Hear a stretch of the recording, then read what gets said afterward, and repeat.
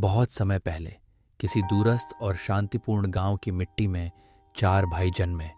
अर्जुन, भैरव, चंद्र और दीपक। चारों के माता पिता उन्हें ईमानदारी और मेहनत की सीख देकर इस दुनिया से विदा हो गए थे। अब चारों भाई अकेले थे, किंतु उनका आपसी प्रेम और एक दूसरे के प्रति समर्पण अतुलनीय था। उनका जीवन सरल था, लेकिन उनके स्वभाव बिल्कुल भिन्न थे। अर्जुन गंभीर और नीतिवान, भैरव जिज्ञासु और साहसी, चंद्र सौम्य और करुणामय तथा दीपक चंचल परंतु अत्यंत बुद्धिमान। गांव में उनकी मिसाल दी जाती थी, किंतु जीवन की एक बड़ी परीक्षा उनका इंतजार कर रही थी। समय बीतता गया।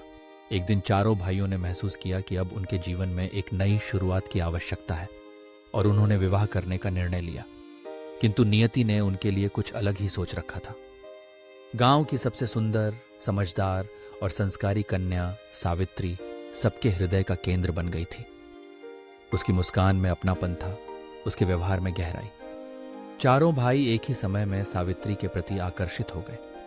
ये बात गांव में धीरे धीरे फैलने लगी और एक दिन गांव के बुजुर्गों के कानों तक जा पहुंची। बुजुर्गों ने सबको इकट्ठा किया और कहा, बेटो, एक ही स्त्री से चारों का विवाह नहीं हो सकता। यह समाज और धर्म दोनों के विरुद्ध है। चारों भाई चुप हो गए। उनके मन में उलझन थी और सावित्री के चेहरे पर भी चिंता की लकीरें उभर आईं, लेकिन उसकी आंखों में आत्मविश्वास था। उसने सबकी बातें सुनी, फिर बड़ी ही विनम्रता से बोली, अगर आप चारों मुझे अपनी पत्नी के रूप में स्वीकार करें तो मेरी एक शर्त है। आप सब मुझे समान मानेंगे, न कोई ईर्ष्या, न कोई भेदभाव। चारों भाइयों ने सावित्री की शर्त स्वीकार कर ली। गांव वालों को यह असामान्य लगा, लेकिन सावित्री की न्यायप्रियता और चारों भाइयों के आपसी प्रेम को देखकर उन्होंने विवाह की अनुमति दे दी। विवाह का शुभ मुहूर्त निकला। ढोल नगादों की गूंज के बीच सावित्री का चारों भाइयों से विवाह संपन्न हुआ। गांव में चर्चा होने लगी, क्या यह संभव है कि 4 पुरुष एक ही स्त्री के साथ ईर्ष्या और विवाद के बिना रह सकें?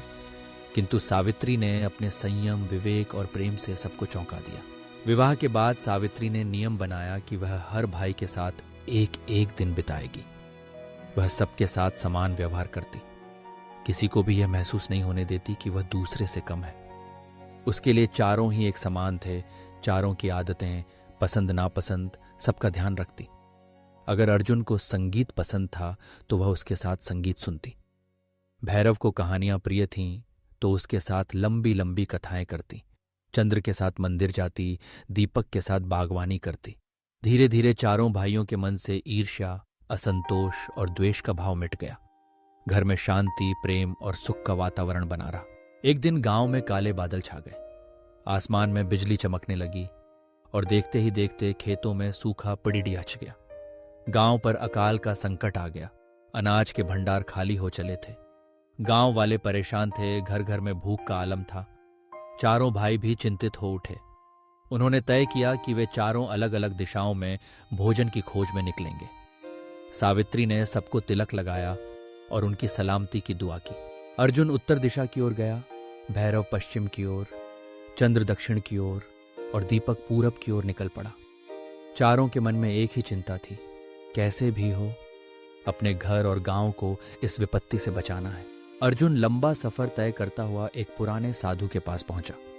साधु ने अर्जुन की ईमानदारी से प्रभावित होकर उसे एक जादुई हल दिया। यह हल बिना बैलों के खेत जोत सकता था और उससे उगाई गई फसल कभी खत्म नहीं होती थी। अर्जुन ने साधु को प्रणाम किया और हल लेकर घर लौटने लगा। भैरव ने भटकते भटकते एक सूखी नदी के किनारे एक सुनहरी मछली देखी। वह मछली जाल में फंस गई थी। भैरव ने उसे पानी में छोड़ा तो मछली ने प्रसन्न होकर वरदान दिया, मुझे पकाओ, मैं बार बार बन जाऊंगी। भैरव ने मछली को धन्यवाद दिया और उसे लेकर घर की ओर चल पड़ा। चंद्र को एक पर्वत की गुफा में एक जल स्रोत मिला। गुफा के द्वार पर एक वृद्धा बैठी थी जो प्यास से तड़प रही थी। चंद्र ने अपनी छोटी सी कटोरी से उसे पानी पिलाया। वृद्धा ने आशीर्वाद स्वरूप उसे एक जादुई जल स्रोत दिया, जिससे जहां रखो वहीं मीठा पानी बहने लगता था। चंद्र भी उस जल स्रोत को लेकर घर लौट आया। दीपक ने अपने सफर में एक अजनबी को रास्ता दिखाया। उस अजनबी ने उसे कांच का एक शीशा दिया। यह कोई साधारण शीशा नहीं था, इसमें दूर दराज की घटनाएं देखी जा सकती थीं। दीपक ने अजनबी को धन्यवाद दिया और शीशा लेकर घर की ओर चल पड़ा। चारों भाई जब घर पहुंचे तो उनके सामने नया संकट था। सावित्री बीमार थी। उसका चेहरा पीला पड़ गया था। आंखों में जीवन की चमक धुंधली हो चली थी। गांव के वैद्य ने भी हार मान ली थी। चारों भाइयों की आंखों में डर और चिंता थी। दीपक ने तुरंत शीशा निकाला और उसमें झांक कर देखा। उसने जड़ी बूटियों का पता लगाया जो सावित्री के इलाज के लिए जरूरी थी। अर्जुन ने अपने जादुई हल से खेत जोता और जरूरी औषधियां उगाईं। भैरव ने अपनी सुनहरी मछली से पौष्टिक भोजन तैयार किया जिससे सावित्री को ताकत मिल सके। चंद्र ने अपने जल स्रोत से मीठा पानी निकालकर सावित्री का गला तर किया। चारों ने मिलकर सावित्री की सेवा की, दिन रात एक कर दिए। 1 सप्ताह बाद सावित्री की तबीयत सुधरने लगी। धीरे धीरे वह फिर से स्वस्थ हो गई। गांव में चारों भाइयों की एकता और सावित्री के प्रति उनका समर्पण चर्चा का विषय बन गया। लोगों ने देखा कि कैसे चारों ने अपनी अपनी शक्ति, बुद्धि और संसाधन मिलाकर असंभव को संभव बना दिया। एक दिन गांव के बुजुर्ग फिर इकट्ठा हुए। उन्होंने सावित्री से पूछा, तुम्हारी जान बचाने में किसका सबसे बड़ा योगदान है? तुम्हारा असली पति कौन है? आस्था को है। सावित्री मुस्कुराई। उसकी आंखों में संतोष की चमक थी। वह बोली, यह प्रश्न ही गलत है। अर्जुन ने जरूरी औषधि उगाई, भैरव ने पौष्टिक भोजन दिया, चंद्र ने जीवनदायिनी जल पिलाया, दीपक ने समस्या की जड़ बताई। अगर चारों में से कोई एक भी ना होता तो क्या मैं बच पाती? रिश्ते स्वामित्व से नहीं, साझेदारी से बनते हैं। जैसे चारों ने मिलकर मेरी रक्षा की, वैसे ही मैं चारों की पत्नी हूं। किसी एक को चुनना ना इंसाफ है न प्रेम। उसकी बातों में गहराई थी। गांव वाले भी उसकी बात सुनकर सोच में पड़ गए। सावित्री ने आगे कहा, रिश्तों की खूबसूरती तभी है जब हम किसी को अपना समझें, लेकिन उस पर अधिकार न जमाएं। हर संबंध में सहयोग, समझदारी और समर्पण जरूरी है।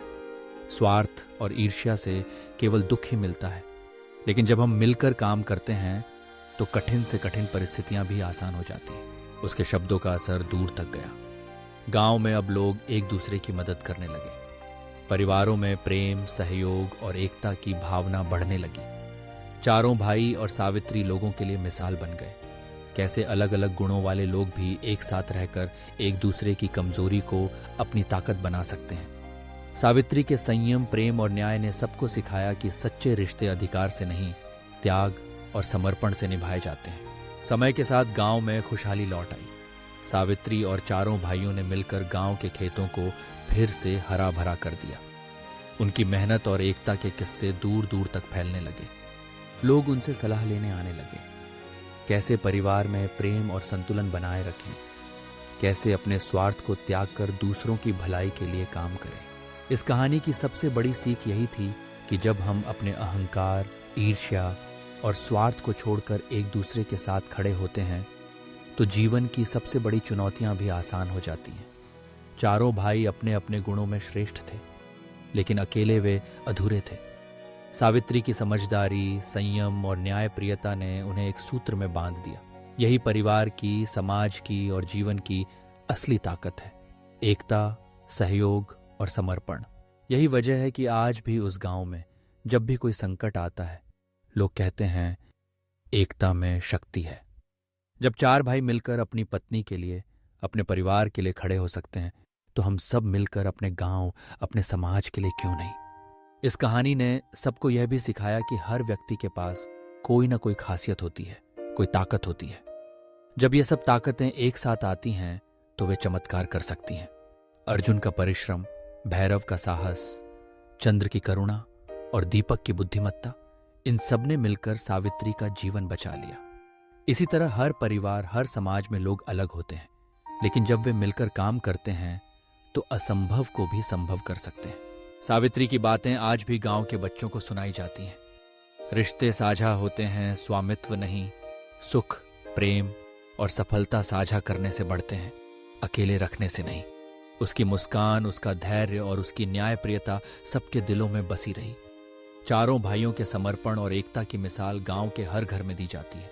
इस कहानी की गूंज सिर्फ उस गांव तक नहीं, बल्कि हर उस जगह तक जाती है जहां लोग रिश्तों में अधिकार, स्वार्थ या ईर्ष्या के कारण दुखी हैं। सावित्री और उसके चारों पति हमें यह समझाते हैं कि जीवन में सबसे जरूरी है समानता, सहयोग और समर्पण। जब ये तीन बातें हों तो कोई भी रिश्ता, कोई भी परिवार, कोई भी समाज टूट नहीं सकता।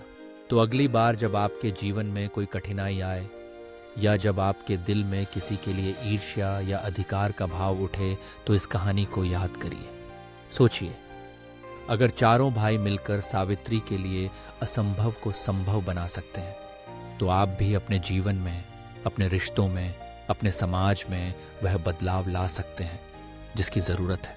बस ज़रूरत है मिलकर चलने की, साथ निभाने की और अपने स्वार्थ को छोड़कर दूसरों की भलाई के लिए हाथ बढ़ाने की।